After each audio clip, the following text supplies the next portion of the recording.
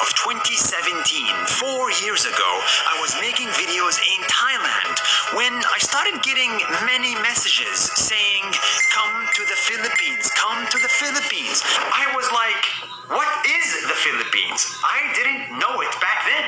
So I decided to visit. And the minute I landed, I fell in love.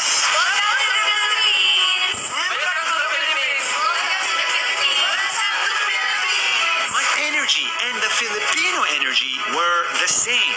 We both love to scream and make videos. So I held my first ever meetup there, and I met all of you. And with your support, I got to work. I started making videos about Filipino nature. Mabuhay from the islands of the Philippines!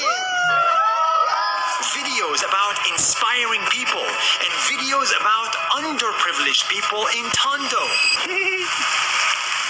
I love you. We showed the good and the bad, the beautiful and the ugly, and together we told the story of the Philippines. And I didn't only do it once, I came back to visit again.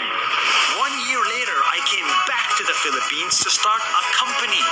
That's how much I liked it. We worked on an app and we launched it in Manila together. This was the celebration. After that, we continued to show the bright side of the Philippines to the rest of the world. This time, with the help of locals, we took 100 kids for a fun day with their family and gave them supplies. Thank you so much. Thank you so much. When there was a natural disaster, we started fundraisers and donated tens of thousands of dollars. And when there was a war, we went to the war zone to show you inspiring stories from the Philippines in Marawi City. This is a bulletproof vest.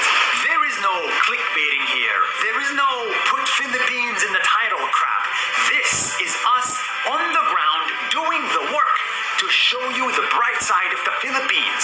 That's why 2 years ago, we got an award for promoting tourism from the Ministry of Tourism itself.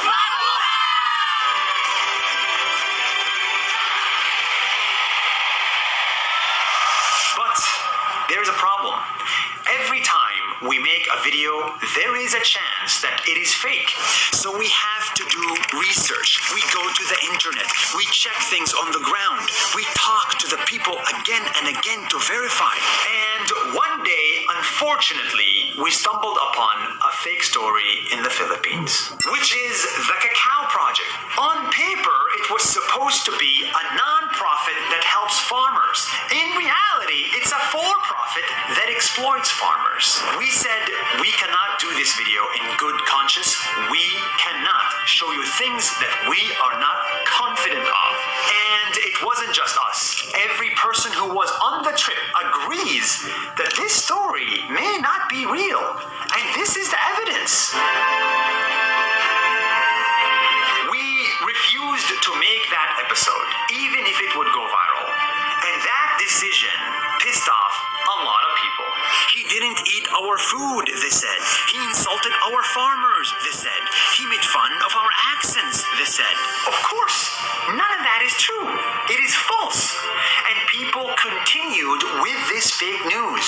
The same people say we used Wang Ad, which is also false. In everything we do, we get permission. We worked with the family directly and got their consent. We made sure to support them during these difficult times. We did all of this as an act of support, not an act of exploitation. I am angry and you are angry, and we hear each other. That's why we paused Nas Academy for now to work with NCIP to make sure everything is legal and everything is okay because we care. See, one thing my mother taught me is character. You cannot make fake news about our character. That is a red line. We are working with lawyers to set the record straight and let the truth come out. And don't get me wrong, we're not perfect. We make mistakes, but our intentions are pure.